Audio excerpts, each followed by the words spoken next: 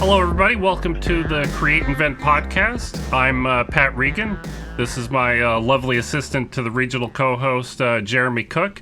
And we have one of my oldest friends on the podcast here. This is Tim Moran. He's here to tell us about making guitars.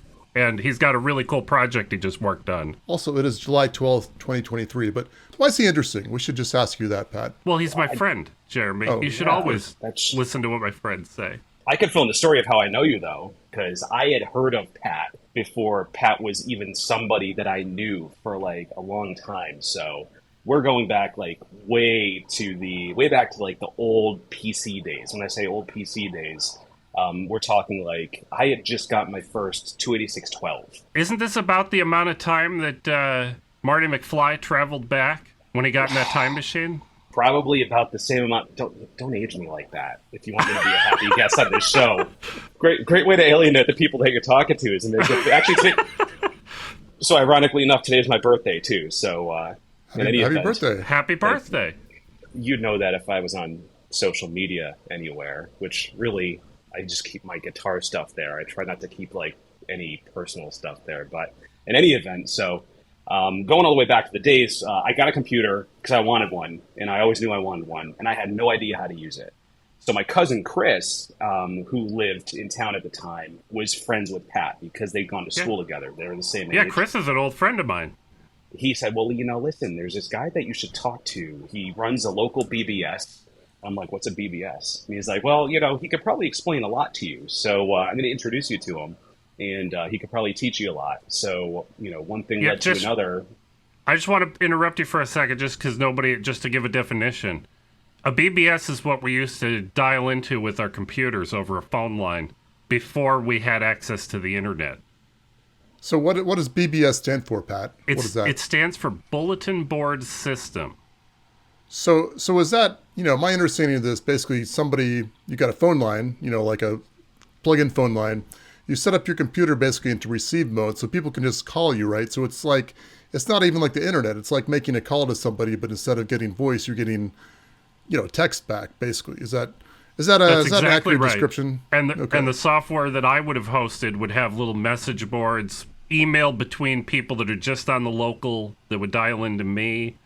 And you shared files. It was mostly shareware stuff, like Doom and Wolfenstein 3D maybe, and Commander Keen type of games. So you had your own phone line then, or was it something that... I did. I was very high-end. I was very advanced.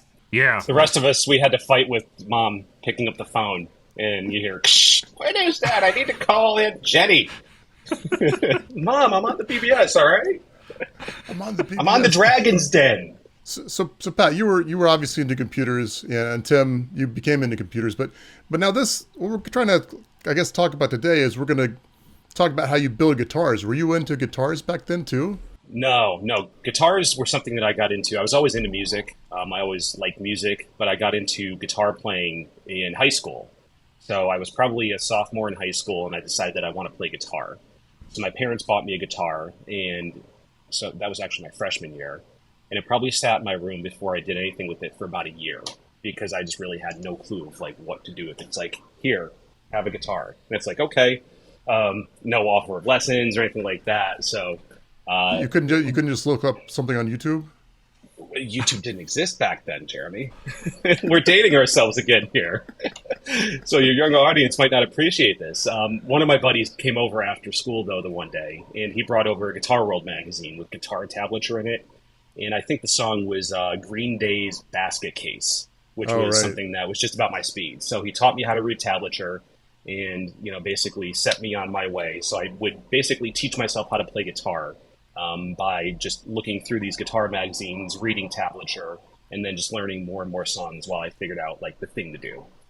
So now just to, I guess, go over here. Now tablature is basically it's like sheet music, but instead of having the notes, you're actually giving the position of your fingers. This is a guitar fretboard, right? So people that are trained in musical theory would know that this is an E string, this is an A string, this is a D string. They understand what notes are when you press a string at a certain fret, which is what these are right here. And it's basically the way that the string makes contact with the fret and then it vibrates below is what creates a note, because it's a certain pitch that's resonating through the amount of string that's vibrating. So Right. guitar tab basically says, okay, here's a diagram. It shows for like the first fret, or the first string rather, you want to put your finger on the third fret. And then the next note is the second string, and put your finger on the first fret. For Green Day, a lot of what Green Day is to make that really cool, chunky rock and roll sound. Like if I just hit a string here like this, you probably can't hear it because it's not amplified, but it's just, it's a note, right? Right. It looks like you're pressing down the third fret on the first string. Arbitrarily. Yeah. So then if you want to play a lot of Green Day, most of early Green Day are power chords. So it's a root note, wherever that might be, up and down the fretboard. And then it's a fifth, which is basically 2 positions up on the next string. So it gives you that really... Yeah, we definitely won't hear it, Tim. You won't hear it, but in any event, so for someone that's just learning, that's the simplest way to teach yourself, is to teach yourself power chords and to pick some really easy songs. You could sound really good, really quick, Jeremy, and it basically gives you that confidence to want to learn more and more because it excites you. So rather than learning like theory and taking a lot of time to progress through songs you really don't care about, this way you can jump into a bunch of stuff that sounds really cool while you get better and more proficient at the instrument. Right, for sure. Yeah, that's cool. It's my mom was a pretty good musician, but she was very well trained, and I think I took up started playing bass guitar when I was in high school at some point, and I think the tablature always annoyed her a little bit because it was like you were imitating the picture, you weren't necessarily doing the music, if that makes any sense. But you played, right? It helped you to play. Right, yeah, it helped me to play. So I think it's good. I think there's like a couple different approaches for it, and I think that's that's the way I did it, whether that was right or wrong. I would say that's how probably more musicians than you realize learn that way. Not everybody understands music theory. It's good. Don't get me wrong. It's fantastic to know music theory. It's one of the big regrets of my life. I've, picked up music theory here and there later on, just in my spare time. But I feel like I would have been so much better at it had I actually had proper instruction when I was much earlier. So you learned guitar, and did you play in a band in college or high school or anything like that? Yeah, I did. So eventually, one of my good friends, he had several bands. He actually went to school for music theory, and he's probably the single most talented musician that I know. He's a bass player. And he was in a band that was looking for a rhythm guitarist. And I auditioned for the band, and, real long story short, I got in. So it was trial by fire, basically. Before I even got to the band practice, band tryout, I had taken every song that they played, and my friend basically gave me the tablature for most of their songs, and I just practiced it for hours and hours and learned it inside and out, so that when I got to the practice, I didn't leave anything to chance. I didn't let there be an opportunity for nerves, or I didn't let there be an opportunity for, me to say, well, I really don't know that too well. I really wanted it. So I went after it like that. And I was lucky enough to get in. Nice. I feel like I fooled them. I fooled them into thinking, Yeah. Imposter syndrome. Are you still playing in a band now, or you No. play by yourself? Okay. No, that was just high school and college. So, I mean, everything I do with the guitar now, everything got to the point that I've been collecting guitars over the years. And I've now got a home office, and I've got a wall of guitars over here. And it really just got to the point that if I kept buying guitars new or off of Craigslist, I think my wife probably would have divorced me, because there's just no more. Guitars are not an easy thing to store in a house, right? And you can't get rid of them. That's not allowed, I don't think. No, you're not allowed. I mean, one of these over here is a 1993 Fender Stratocaster that I got on Craigslist for, I don't know, $250, maybe 20 years ago. And today it's worth 4 figures. So not that I'm interested in getting the value for it, because it means a lot to me and it's a special guitar, but you just can't throw something like that away. I would rather take a guitar, off of Craigslist, and if it's really not great, then turn it into something like this. Right. Yeah, that looks beautiful. To kill 2 birds with 1 stone, what I did was I realized if I kept buying guitars, it would be a real problem. So I turned what was every guitarist's just eventual gear itch, they call it, the gear acquisition syndrome. It's almost like for gamers. Whenever the new RTX graphics card comes out, what's it, the 4090 now? It's like Yep. that gear acquisition syndrome. It's like, I need that, and I need the new Cameras motherboard to be able to. too. Camera people have the same disease. It's Mirrorless, expensive. not mirrorless, full frame. Depending on the next lens that comes out, it is expensive. Except, at least I can't make cameras and lenses at my own house, but I can make guitars. Started making guitars probably 12 years ago at this point. So enter YouTube, Jeremy. So go exactly back to the point that you had before, when YouTube wasn't really a thing when I first started playing the guitar, or like back when Pat and I were, when Pat was teaching me how to use a BBS and, the ins and the outs of old 28612 computers. I just basically went on YouTube, and I went on to message forums, actually more message forums than YouTube at the time. So there's one particular message forum that I would go on. It's a website called TDPRI. So for anybody that's out there that's interested in learning about guitar building or DIY guitar repairs or upgrades, TDPRI is probably the most popular Telecaster forum on the internet. That's what style guitar this is. This is a Tele style guitar because it has a single cutaway. Most of the kids these days would know this guitar is like a Matt Bellamy guitar from the band Muse. Manson is a guitar maker, but the Telecaster guitar forum's got some amazing sub-message boards for guitar builders, for DIY enthusiasts. And unlike a lot of communities that are out there on the interwebs today, they're a really welcoming group of people. They're not going to make fun of you for asking really simple questions. And, they encourage you to post pictures of your screw-ups, which I have one here to show you, but because it's everybody does it. I was almost gonna ask you how somebody would get started in this, but then I remembered about 6 years ago at our makerspace, one of the guys picked up a kit for about 150 or $200 that was all the parts to assemble a guitar, an unfinished good. It's just all wood, no paint, no, nothing fancy on there. And he put it together, and one of our other guys at the makerspace who can play guitar very well, he just shredded on that thing. Like 5 minutes after they put it together. We were impressed. It wasn't a great guitar, but for $200 you can learn how to put one together and learn how all the parts work, and I thought that was pretty neat. The barrier to entry is really low these days. And I shouldn't say low, it's really accessible, let's say. Right. Yeah. Well, I was going to kind of ask about this later, but I think, Pat, you've probably seen that 3D printed Prusocaster, right? The guitar. All right. So that one's based on the kit. Basically, they took the neck and stuff from it was like a kit that was like $80 something for the whole kit for everything. So like even less than $200, it was like that.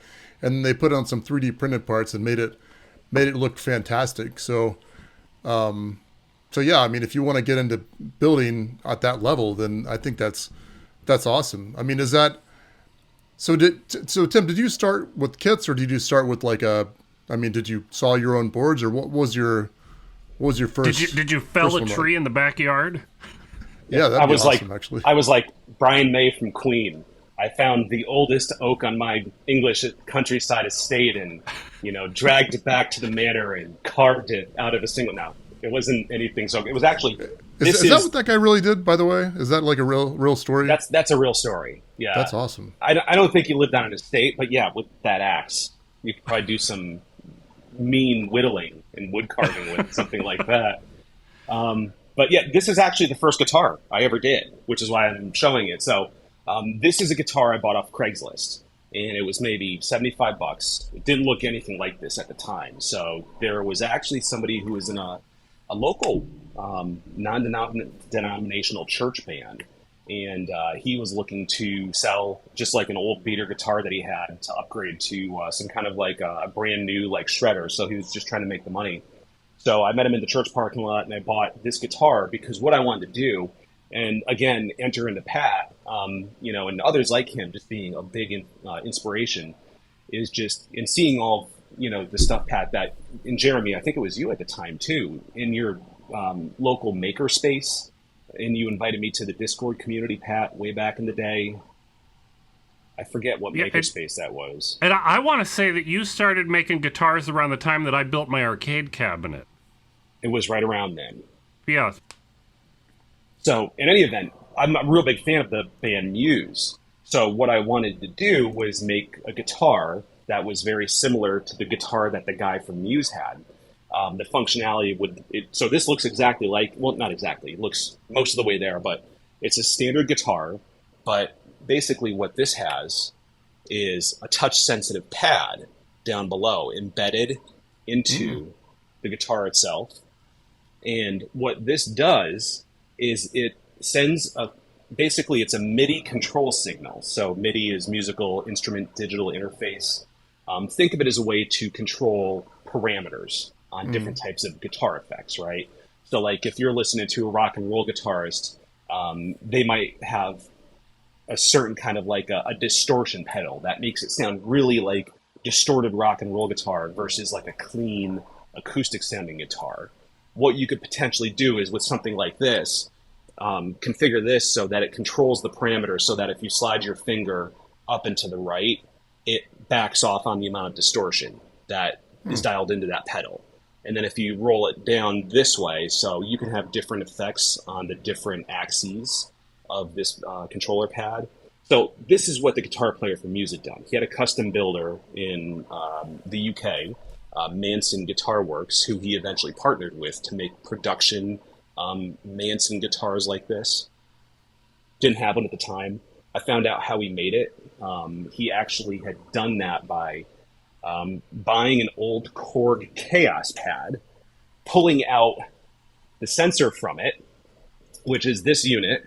So this sensor was embedded in this unit. You still have the rest of it all these years later.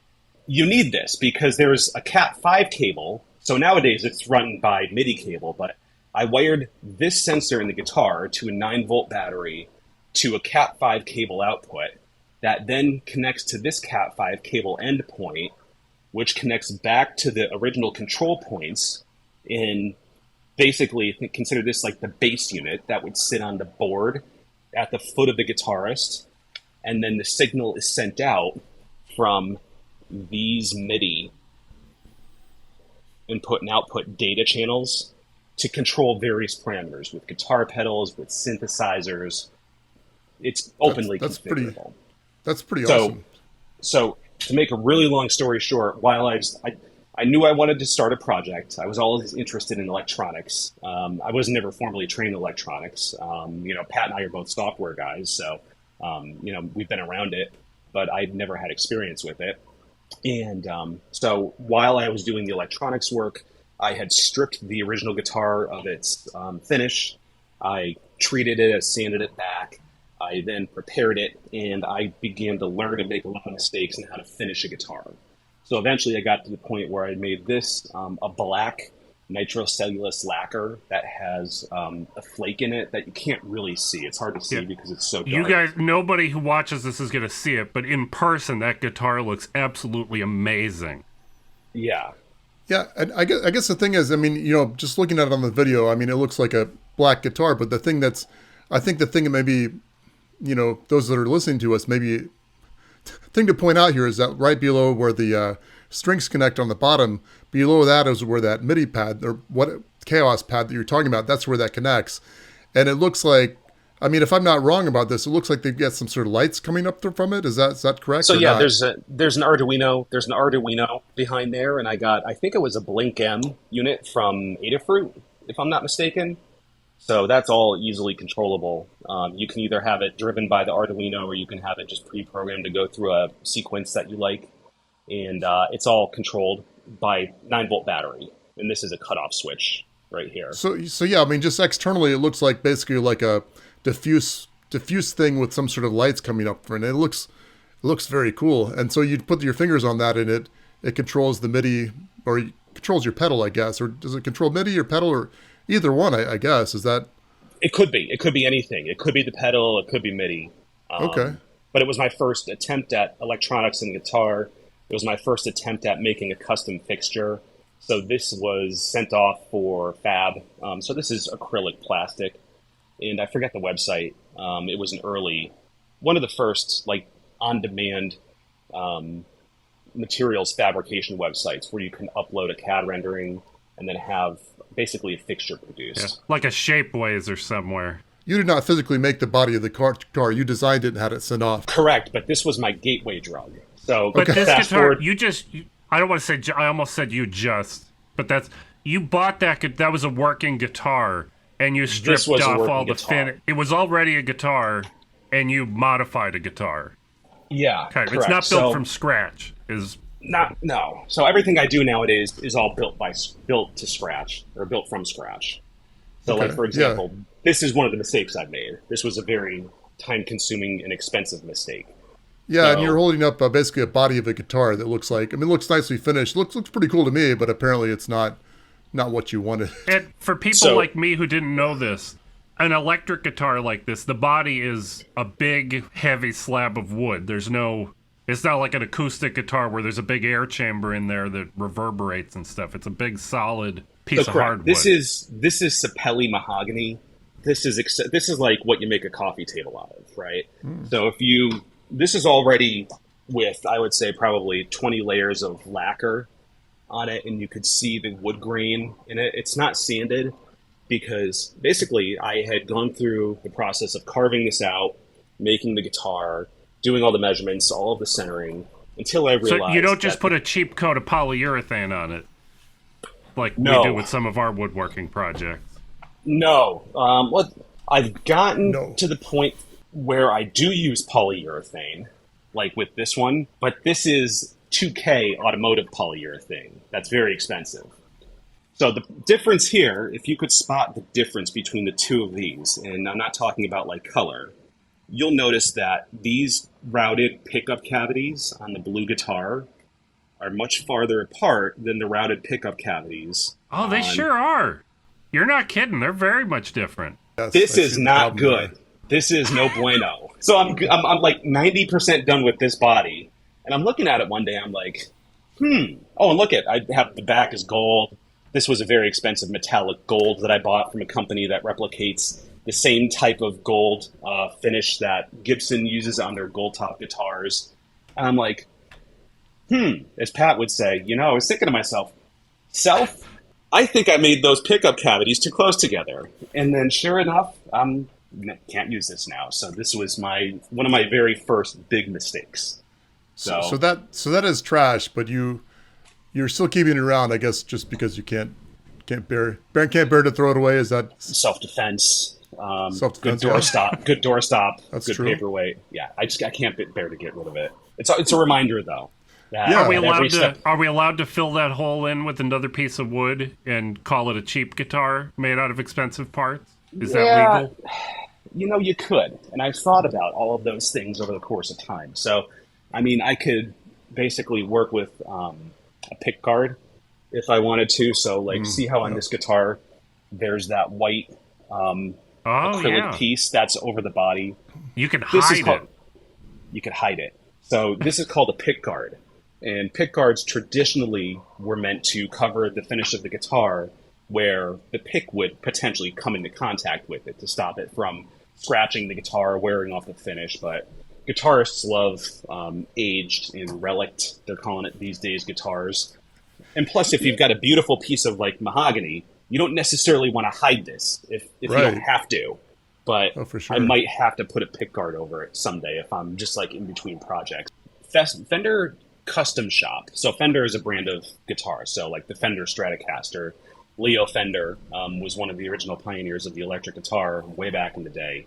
And basically the Fender Custom Shop still to this day produces just some amazing quality instruments that are amazingly and astoundingly expensive. If you look up, so some of their finishers and some of their master guitar builders are very active on Instagram.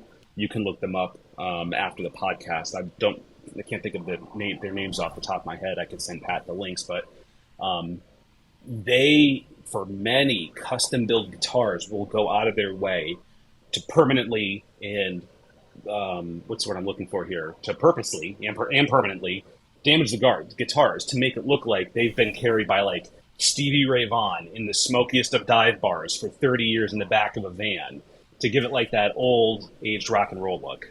I was at a store and they had all this like vintage stuff or whatever, and they had this guitar, and I don't remember who it said it was by, but just somebody I knew, and it would look like just the most trashed guitar.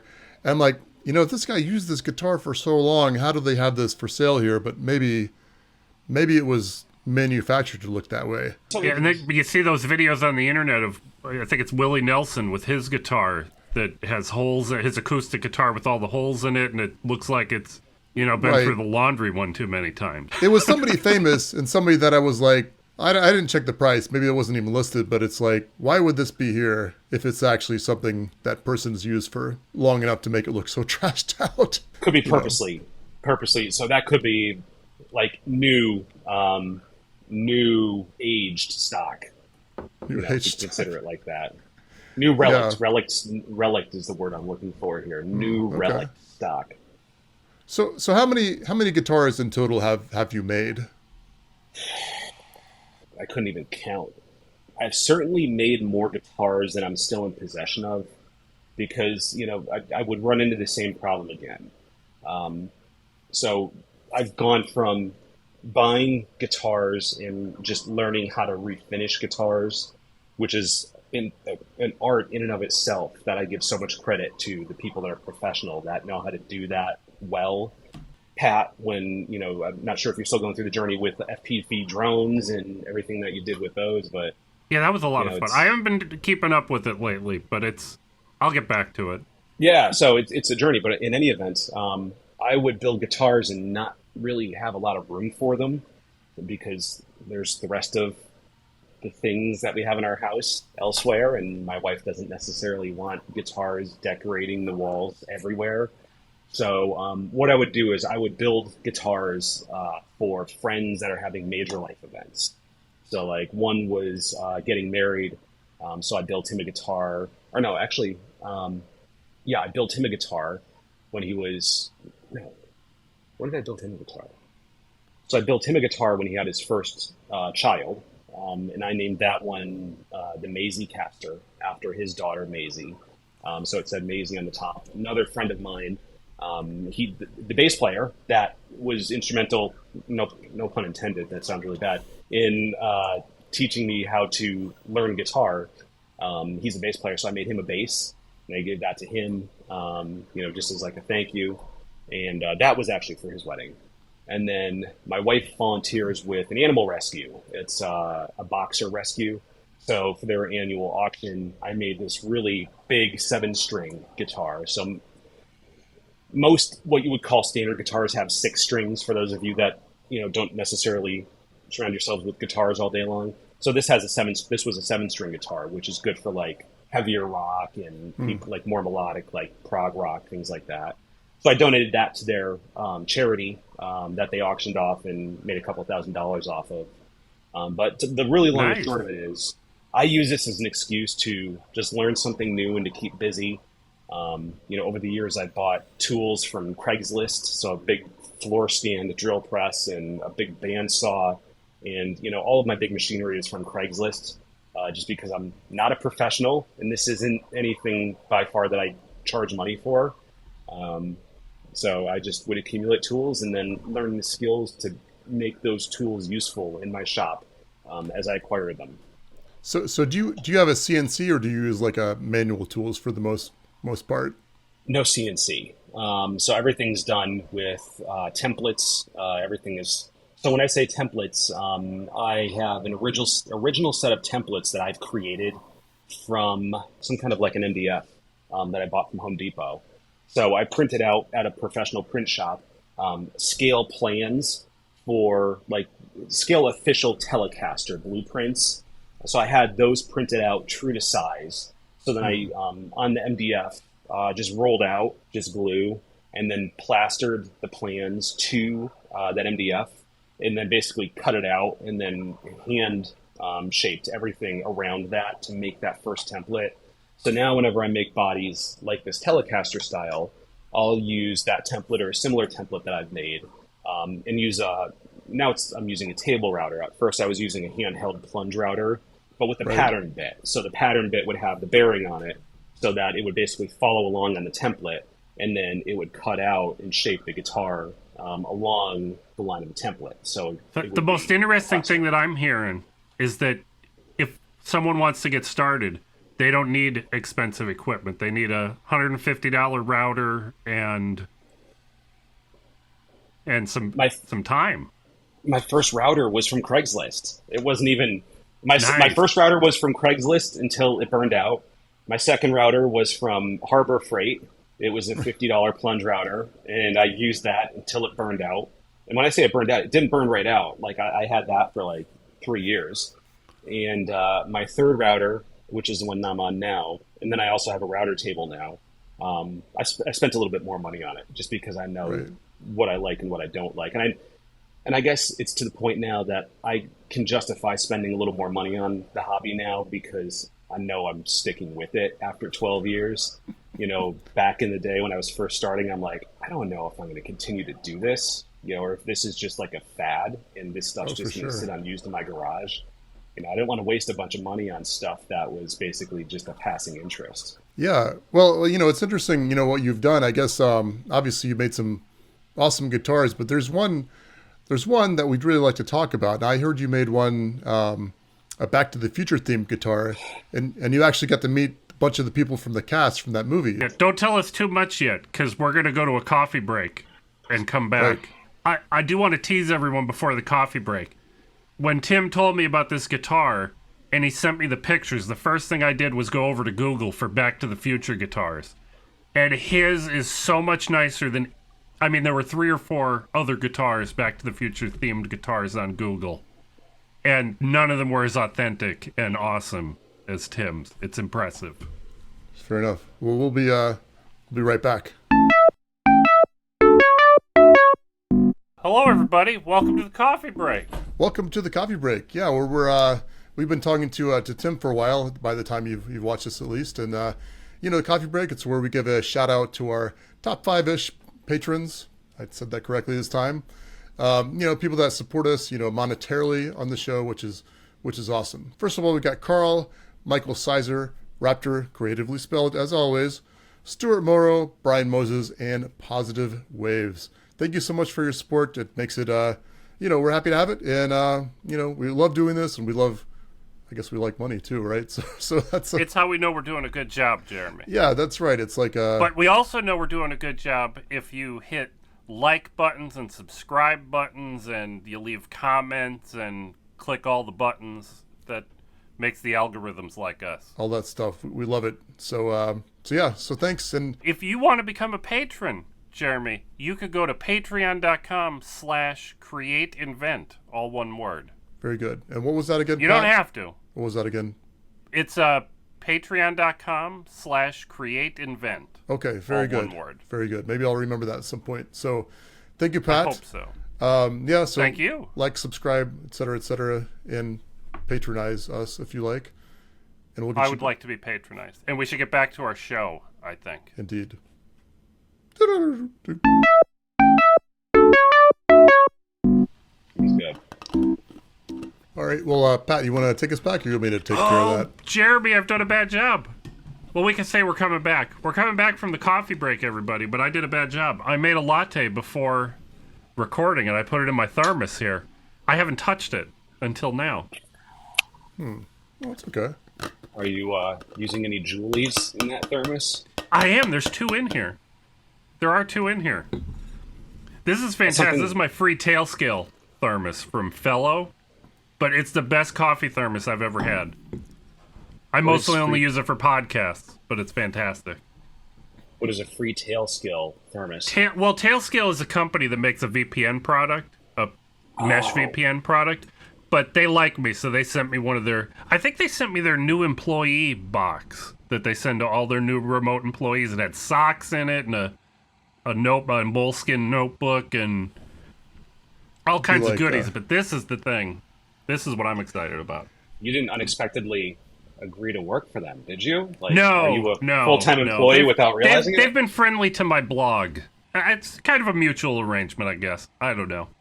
Oh, and by the way, Tim, I should just say I'm not the DIY NAS guy. That's Brian. He's not. That's Brian. That's okay. That's okay. I'm not offended. I'm I just don't want to take credit. This is what happens. You were in Tim's head. You are two different people. Well, It's what happens when you don't meet people in That's real what life. happens. When you just meet most people over Discord, and then occasionally in other social channels. It's crazy, but it goes back to like the old BBS days, right, Pat? Something Jeremy and I should have talked about in the coffee break, because I've said we need to talk about this more, and Tim is bringing this up, so it's a good time. You all listening and watching should come join our Discord server. You can go to butterwhat.com/Discord, and you can text chat with me and Jeremy, and Tim is there sometimes. That's a good point. And whether you know who I am, I'm Jeremy, and Brian's and the another guy DIY that's there a NAS lot. guy is there every day. That's the DIY NAS guy. I'm not that guy, but I make lots of other stuff. But what we really want to talk about, Tim, today is your Back to the Future guitar. This is fantastic, I believe. So why don't you tell us about it? Tell us about your experience. We just want to hear all about it. Yeah. So Back to the Future guitar it's been a journey. What made you decide that a Back to the Future guitar was the guitar to make? So how did you get there? I'm not sure if you mentioned it before, or I think you might have mentioned it before the break, Pat. I think I saw like one or two other Back to the Future guitars that were like out and about, floating throughout the interwebs. And I thought to myself, that would be a really cool project to learn some different skills. And so I'll make normal guitars. So like this blue guitar that I'm making, this is probably about 75% of the way done. This is just going to be a standard guitar, no bells and whistles, so to speak. This is for a friend of mine that I used to work with. I made a wager with him, and it was a wager that he won. So the wager was I build him a guitar. So in any event, to make a long story short, a lot of the guitars I build are just normal, straightforward with no electronics. But I'd say I always have one project guitar going that's an extension of not only what can you do with a guitar. So Jeremy, you mentioned earlier, I think the 3D printed guitar, what some folks have done out there with the 3D Telecaster printing. you're talking about? The Telecaster, yeah. There's some fantastic 3D printed guitars that I've seen out there. Really innovative. And I can't say that I'm anywhere close to along those lines, but I always want to be doing something cool with a guitar that pushes the boundaries of what a guitar could be. So it started all the way back with my first guitar, the Matt Bellamy-esque Kaoss Pad guitar. So then I saw some examples of the Back to the Future guitar, and I thought, okay, I can learn how to make a custom light fixture with, when I'm making a flux capacitor. I can learn how to work with, multi-segment displays and, get better at my Arduino programming skills to be able to control everything that's going on. And then I can work on my 3D CAD skills to make some really cool custom fixtures that would make it look like those actual pieces were part of the guitar. And I can work on some distressing, Jeremy, like we were talking about, making the guitar look like it was possibly from the 1980s and not well taken care of.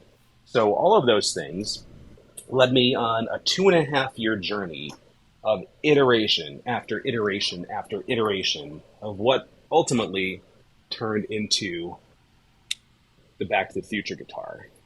That looks awesome.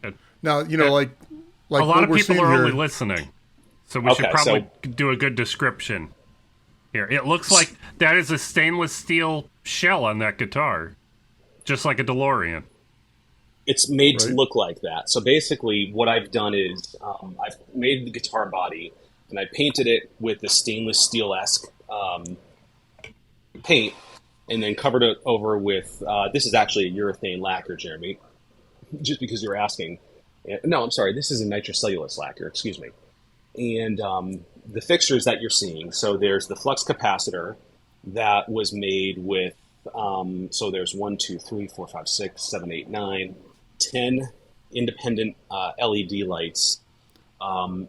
So, yeah, Underneath, just looking at that, it looks like it's kind of like a Y, and you've got a bunch of dots that are just kind of coming in towards the middle where they intersect with each other. So that's I guess if you haven't seen the movie, that's what a flux capacitor looks like, and how they actually work, I think nobody knows.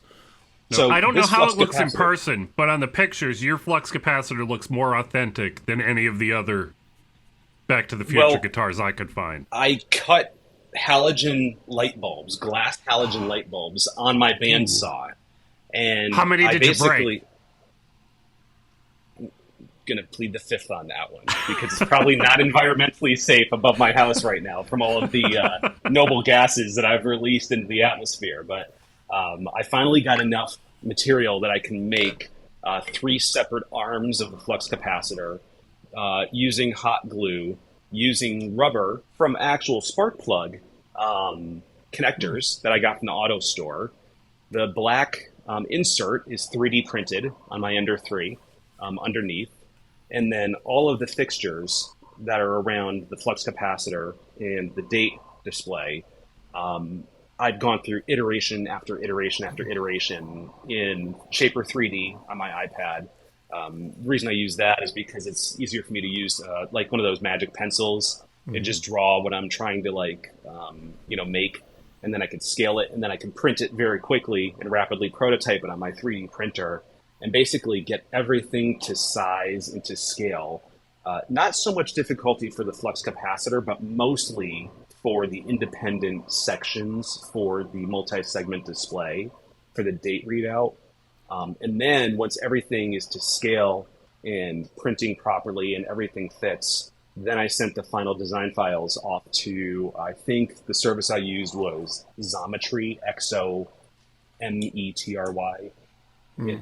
I've heard And of it. just to point out here, this date display, it's got a basically a 7 segment thing, kind of like an old clock, and then it's got one set of digits in red and one set of digits in green. So what are the reds supposed to represent, and what are the greens supposed to represent? This one Tim? shows you where you are. This one shows you where you're going. This one shows you where you were. That's what Doc Okay. Brown Yeah. told me. So the top is the present time, and the bottom is the destination time. So Okay. the top is October 15th, 1985, and the bottom is November 15th, 1955. But the challenge here was getting, it wasn't just standard 7-segment displays. I think this might be 9-segment displays, if I'm not mistaken. You could see those little angled display segments in the middle. Yeah. Oh, For the right. N and the V there. For the N and the V. Those were extra difficult to source because most of what you'll find are meant to be just numeric readout. This is alphanumeric readout. So I have to say that these displays I finally found at Adafruit. So I was going through DigiKey for a while, and with DigiKey you can source things from like all over the place. But eventually Right. Adafruit ended up getting like what would work for me in stock, and they're just a fantastic supplier. And I have no relationship to them, so if I keep mentioning them, it's just because I use them all the time. And That's fine. And we're okay with people plugging stuff too. So, well, that's very interesting. Now, after all doing all this, putting all this work in, buying the tools and stuff. Now, you mentioned something about how this was like a compromise, like, well, I need to stop buying so many. Do you think, at the end of the day, do you think you've saved any money building it yourself? No, it's so much more money to build a guitar than it is to buy one. So at the end of the day, I look at these things and everybody asks me, can you build guitars and sell those and make money off them? And I said to that person or people, whenever somebody asks, personally, no, for a number of reasons. I would say one, because then it would stop being, a source of just stress relief on the weekends. Like, in other words, when I go and work on guitars and figure out how to take what was originally was 2 full-size Arduinos powering the flux capacitor and then the date display. I eventually got everything to be compressed and all of the wiring to be compressed so that it's now driven by a single Arduino Nano, which is necessary because the 2 independent full-size Arduinos just couldn't fit in a guitar, right? But, Right. all of that stuff aside, if you take a look at the amount of time that goes into making a guitar, the cost of materials to actually not only make the body of the guitar and the neck of the guitar, but then all of the hardware that goes into it, like the bridge, the pickups, the knobs, the switches, all of that stuff adds up. And then if you take a look at a guitar like this that I'm making for my friend, it looks kind of like a dull finish now. But when this is all polished, this is going to be what's called Portofino blue. Portofino blue is like a powder blue that is like a gloss metallic sparkle is what this will be. That's many hundreds of dollars, even just to do a guitar like this size. So, they quickly can get very expensive. You're just talking about the number. Even if we charged your time at minimum wage, it would be a large dollar figure. Yeah. I mean, I've seen how many coats and coats and coats and coats of finish you have to put on these. Yeah, it's not like it's a long time. Yeah. How long do you think the Back to the Future guitar took you to make? Let me just 2.5 years, Jeremy. Weren't you listening? What? Okay, that's true. No, I'm teasing. He really means how many hours, I'm sure. I couldn't even give you an estimate. So Figure it was at least a couple hours every weekend or every other weekend. There maybe be a month here and there where it would sit by the wayside while I was doing something else. Right. But the people that are, there's some really fantastic builders that are out there that are independent guitar makers that are just making exceptionally crafted guitars, and they've got names that are reputable. Like, those are the individuals that can charge what a guitar would need to be, priced at to make it a good piece of business. And plus, a lot of them use CNCs too, so a lot of them aren't doing the hand shaping anymore. So sure. Well, I just don't have the space. Nothing wrong with CNCs, in my opinion. No, there's not. I would have one in a second if I had room for one. And I see, Pat, you have one now, right? I do. I love my CNC. I've not done anything as big as a guitar on mine. I do mostly carbon fiber cuts, little small parts. But my machine's way big enough to do it. Let me ask you this, Tim. One other detail about your guitar, your Back to the Future guitar. Now, I saw you had a bunch of autographs on there. How long did it take you to learn how to make the signatures in the style of all the actors? Yeah, it's not that. So I'm going to show a picture that maybe Pat will put up on the screen for people that aren't looking, but I will do that. I had the impetus to finish it, and ultimately it was a chance. A friend of mine told me about Philadelphia Fan Expo this past year, where Christopher Lloyd, Michael J. Fox, and Thomas Wilson, who plays Biff in all of the films, were going to be signing autographs at the Philadelphia Fan Expo. So I paid the extra money to get the super big package, and I got a chance to have this guitar autographed by all three of the original cast members from Back to the Future. So 2.5 years ago, I never had that as a plan. This was just a hobby to figure out how to, expand my skill set. But that gave me the drive to have like a mad, frenzied sprint, that gave you a deadline. Right. Yeah. So that was... What was their reaction? Did they were like, "Oh, that's pretty awesome"? Or yeah, they loved it. They loved it. Nice. It was really positive. Not only from those guys, but from even just the community at the expo itself. I just got I got a reaction that I didn't expect, and it was really positive, and it was really encouraging. And I think that's a testament, not to the Back to the Future guitar, but just back to the movie itself, and the community of people that still to this day, like myself, remember it fondly from when we were growing up. Yeah, it was a good movie. It's yeah. And now you can never play that guitar again. It's priceless. Seriously, that's true. Because I had in the back of my mind, I was like, well, we should see how it sounds, but I guess you're not going to do that. I'm never going to play this guitar, Jeremy. And everybody says that now, so it's like hanging on my wall. So I have this hanging on the wall, and if you notice, there's no strings on it, because I can't put a bridge. So there's a metallic bridge that goes one from here to here from these posts. That's the stop tail piece, and then the actual floating bridge goes here. But it would cover Christopher Lloyd's signature. So, well, all right. Well, let me ask you this: if a guitar is never played, is it truly an instrument? If the tree falls in the woods and there's no one there to hear it, it doesn't make a sound. It's one of those paradoxes that only quantum computers will solve. I don't know. Yeah, it's quite the. I don't know. Yeah, that's really cool. I was tickled by the DeLorean logo on the headstock. I didn't expect that. I thought that was a nice touch. So I made a custom DeLorean logo, and embedded it under the lacquer. So that's basically what I did was I found a DeLorean logo, cut it out in Photoshop, and please, DeLorean, don't sue me for this.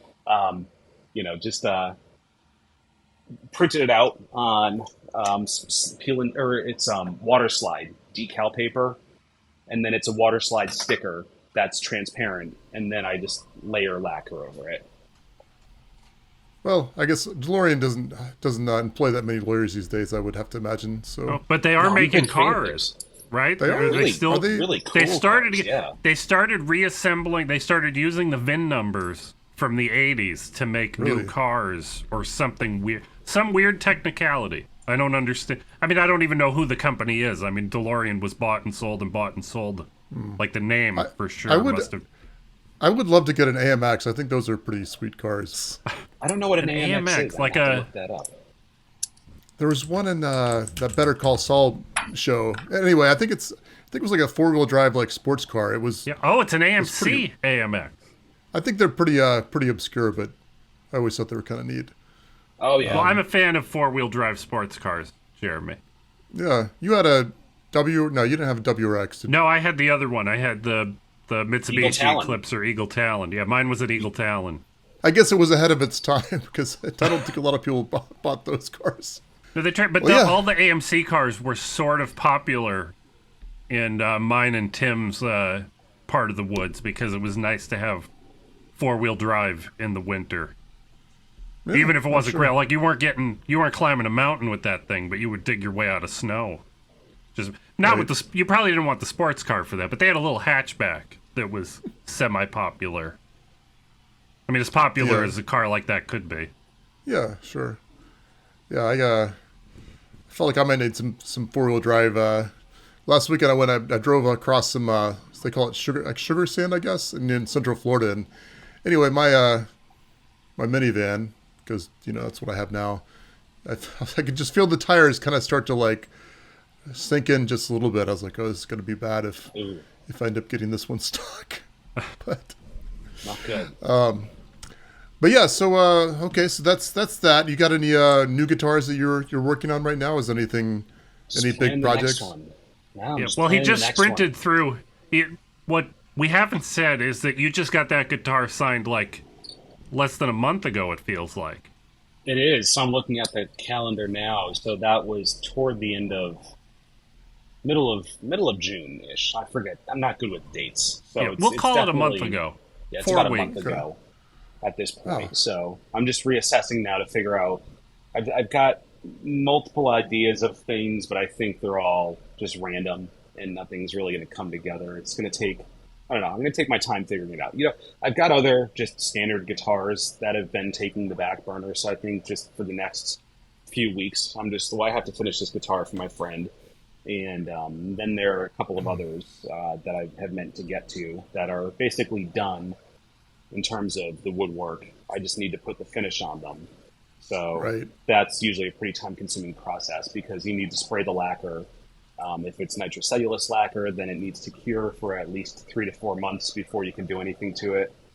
Because just the volatile organics that are in the lacquer need to gas off. But nitrocellulose lacquer is what purists will use. It's what all of the most expensive Gibson custom guitars and Fender guitars come with, because it's not a quick process to work with like urethane. This blue guitar is urethane, so this is only the second urethane guitar I've made, so I'm experimenting with it. But I mean, there's some really cool finishes you can get when you go to like a paint store that specializes in auto body paint.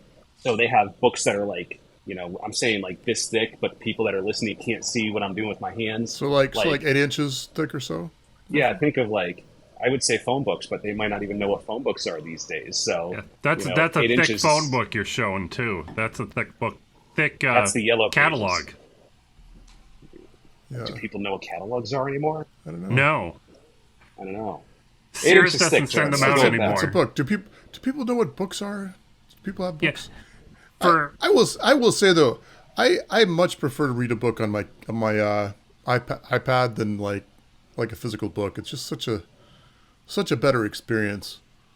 When I first moved to Texas, I packed a suitcase with my technical books, you know, my programming books and sysadmin books, and they put a sticker on my bag that said heavy, and they charged me more for it.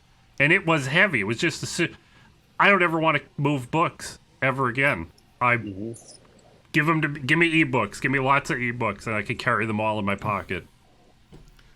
Yeah, no, they're pretty great. I mean, I guess the only thing that like you kind of like wonder, it's like, well, you know, if you get an ebook, is it going to be the same thing in 20 years? You know, when people say, oh, maybe we'll revise this a little bit. I mean, that's getting a little maybe.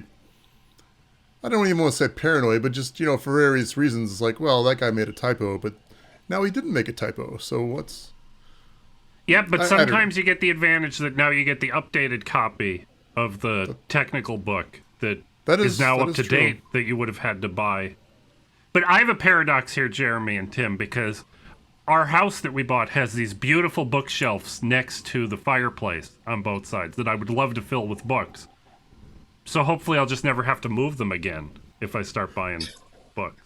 Maybe you could get maybe you could have all the books, but you could hollow them out. Like, you know, you could put like a little, you know how you could hollow out a book and whatever, make it like a little safe inside. Yeah, I can't afford that many guns, Jeremy. You put guns in a book, right? Well, you don't have to put a gun in there. You could put money if you have money. You know, you could put $1 in each. I think maybe you have that, or pennies maybe. You could pretend like it's a 1990s hacker movie and put SIM cards in there. And, SIM floppy chips disks. Floppy disks. Make it look like it's some kind of an illicit dealing. I was reading, was it Johnny Mnemonic, or one of those books. I'm reading it. It's like from the early 80s. And it's like, you know, they're talking about, oh, this guy's was trying to sell 3 megabytes of hot RAM. I'm like, wow.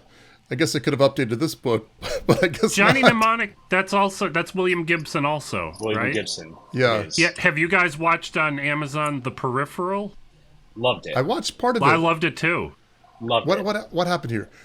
We watched part of it, and then they've got to where they release them like week by week, and so then we stopped. I'm like, well, we'll come back to it, and then I think my wife was kind of bored with it by that time, and I wasn't. It was just kind of one of those things like just release the whole thing.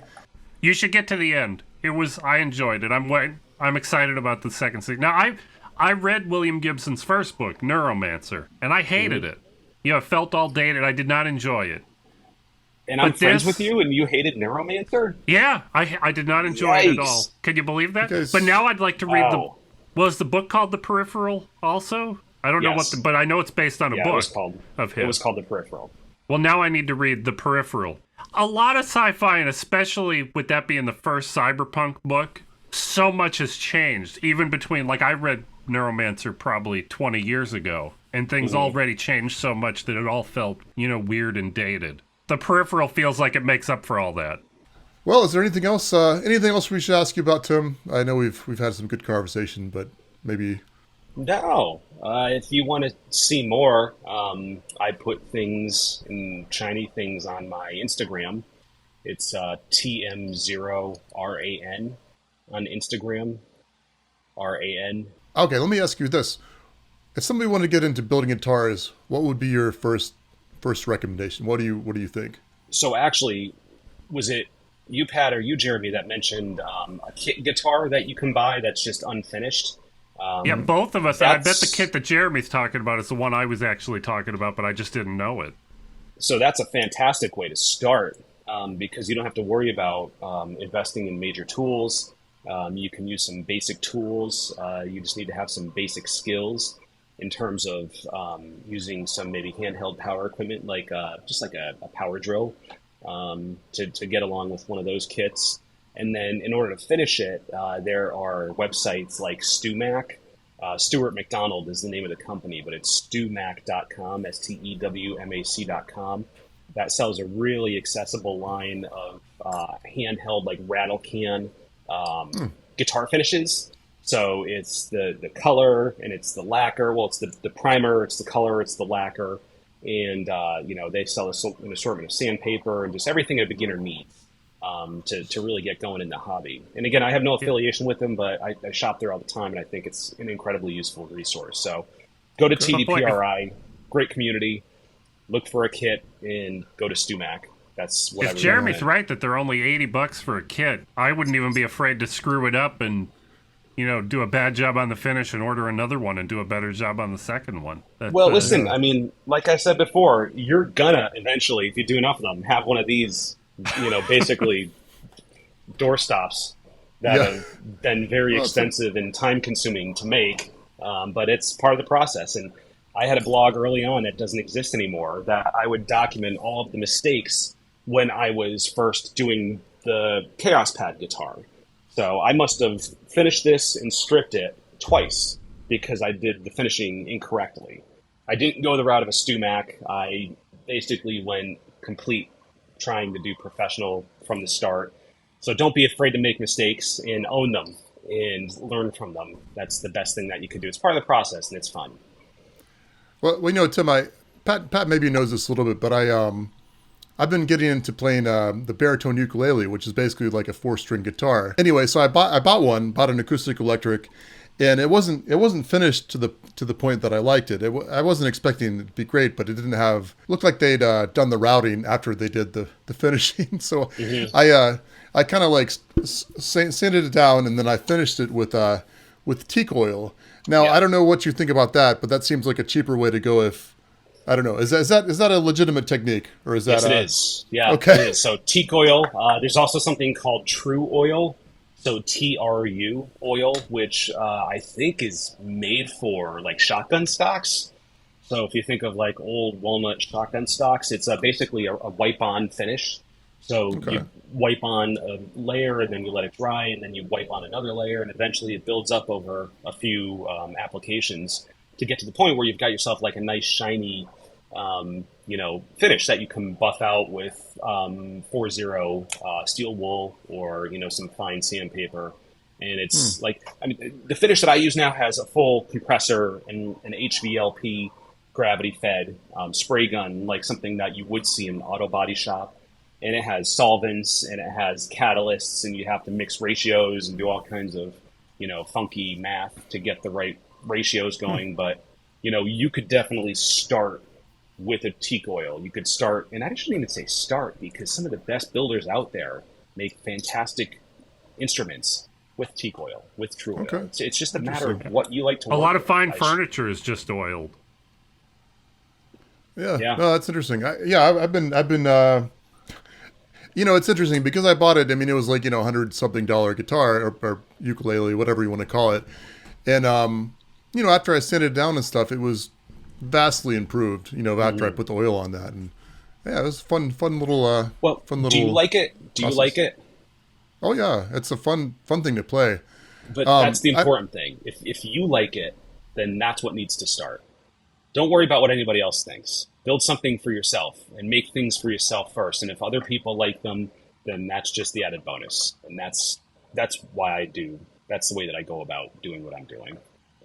I don't make things for other people. I make things for me because it's just a great hobby and it's a great way to test myself. Unless they're giving birth or getting married.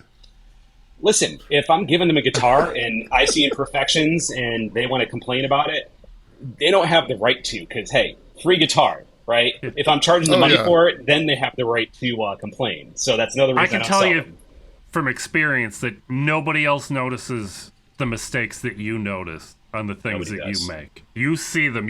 They stare at you. You can't unsee it, but you only saw it because you made the mistake. You saw it as it happened, and nobody else sees it. Yeah, it's like, shoot, I should have adjusted the layer height on that 3D print, or on the CNC job that I have, I should have maybe used a more, fine bit or whatever. Or you just missed. You missed with a plane or a piece of sandpaper, and you got a little scuff that didn't quite come out. Yeah. Or you had to take an angle a little harder because you ruined an edge, and by eye, nobody sees it. Yeah. That's cool. Yeah, that's awesome. That's awesome. It's awesome you're able to do that for yourself, and you think it's, you enjoy what you're doing, and I guess that's the point of all, doing something as a hobby. Yeah, and if anybody has any questions, feel free to shoot me a message on Instagram. Honestly, what was your Instagram again, so people can make sure?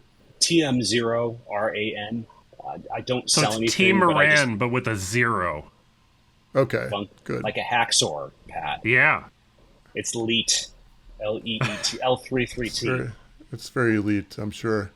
And well, Pat, if we wanted to find you, or would you find you? You shouldn't try to find me. You can find me on this podcast, and you can find me at patshead.com. But don't you want to mention the Discord? Oh, we should mention the Discord again, Jeremy. Yeah, go ahead. I think we mentioned you on the can coffee break, come but why talk to not? all three of us in the text chat over on Discord. If you go to butterwhat.com/Discord, it will forward you right over. They make it real easy to sign in. You don't need to create an account right away. You don't have to be an elite hacker to get in there. It's very easy. Just remember, And Jeremy's very like friendly. Jabba the He Hutt. answers all kinds of questions. I do answer all kinds of questions. I'm not that friendly though. Let's be honest here.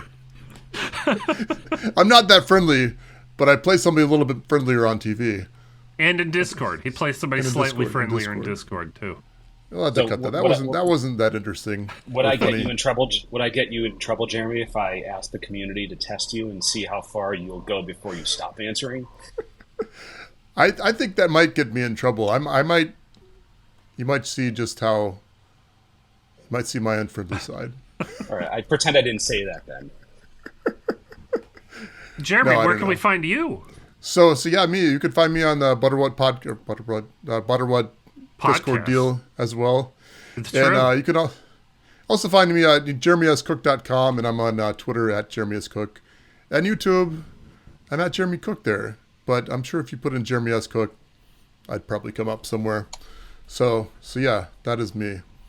So, but yeah, well, Tim, thanks so much for coming on today. We really enjoyed it's been talking to fun. you, and Yeah, you know, thank you guys. Pat, great seeing you. Jeremy, great meeting you. Finally, virtually, face to face. Yeah, this is fantastic. And Yeah, I'm gonna hit stop here. Nobody has to leave. I have to say that because sometimes, at least twice, I've said I'm gonna stop the thing, and the guest just was gone. but you should keep your thing up if it's uploading. This is true. But that's mostly for me.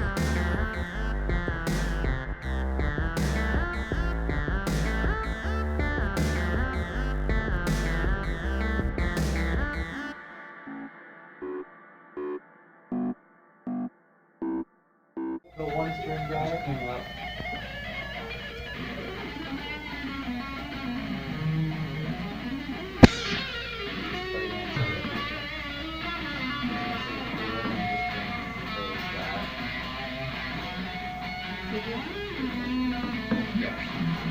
Sounds like crap, but Actually- it works. Yeah, that's what matters.